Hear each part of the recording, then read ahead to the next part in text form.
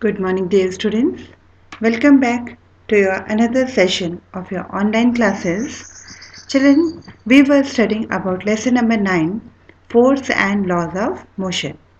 And children, we have almost completed the lesson. Today I am going to take a very small topic. Today is the seventh part of the lesson. And children, today I am going to take a very small topic. Let's begin with the topic. So from the picture itself you have understood that I'll be talking about the recoil velocity of the gun. Now children, look at the picture very carefully. Okay. Now here when I talk about the system, here in this particular example, whenever I'll talk about the system, it includes the bullet as well as the pistol. The system includes the bullet as well as the pistol. Now, children, before firing, the pistol was also at rest and the bullet was also at rest. So, their initial velocity becomes zero. I hope you remember the formula that we derived for Newton's law of conservation of momentum. That was m1 u1 plus m2 u2 is equal to m1 v1 plus m2 v2. So here in this particular case, our one part, that is the initial momentum of both the bullet as well as the pistol, becomes the zero. Okay. Now, so what will be the final momentum of the bullet here? And and the bullet, since after firing, once the firing is done, the bullet moves in backward direction. Right? Now that means the bullet is possessing some momentum after firing. Okay. So children, we have already studied that the total momentum of any system remains a constant before collision and the after collision. So here after collision, okay, before collision it's already zero, right?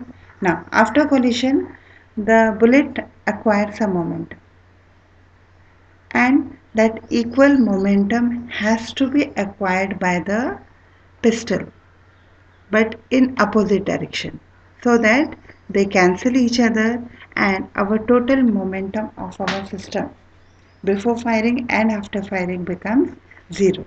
So let us illustrate and let us try to derive the formula.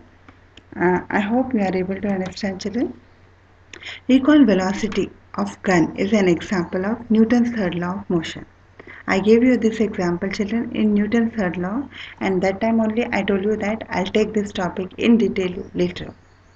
However, recoil velocity of gun can also be explained by law of conservation of momentum.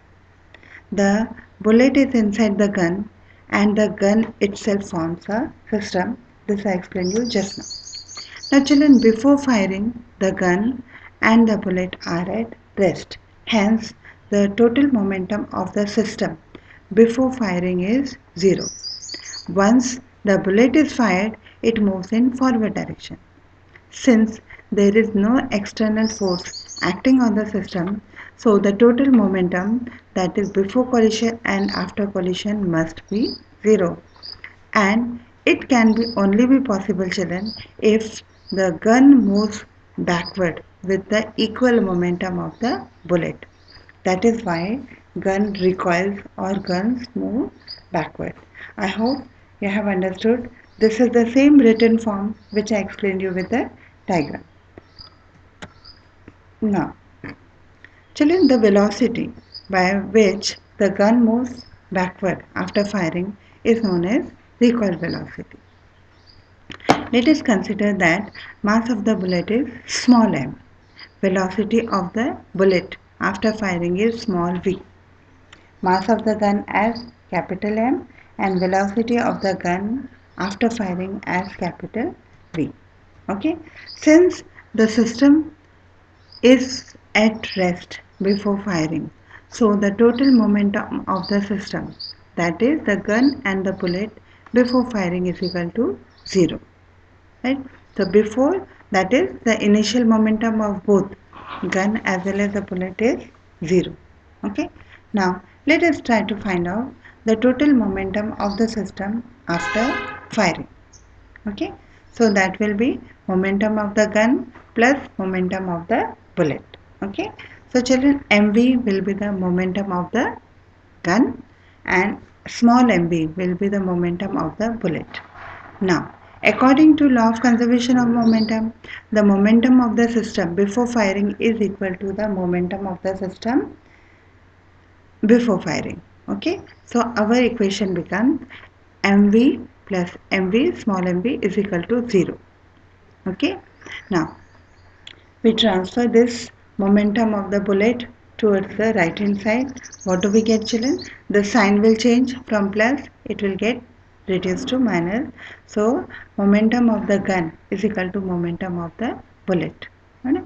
And since we have to find the recoil velocity of the gun, so we try to rearrange the formula, and children, what do we get?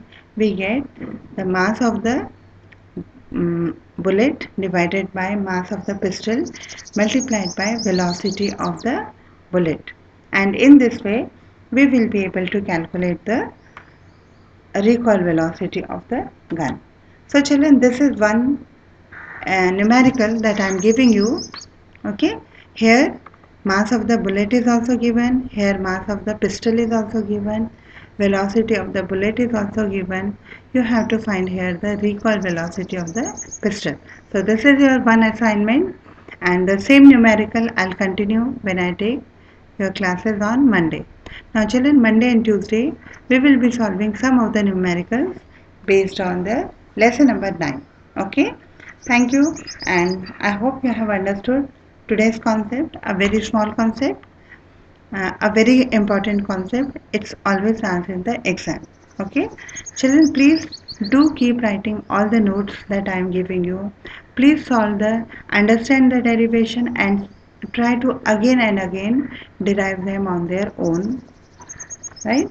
And for any queries, please feel free to give me your feedbacks on my email address.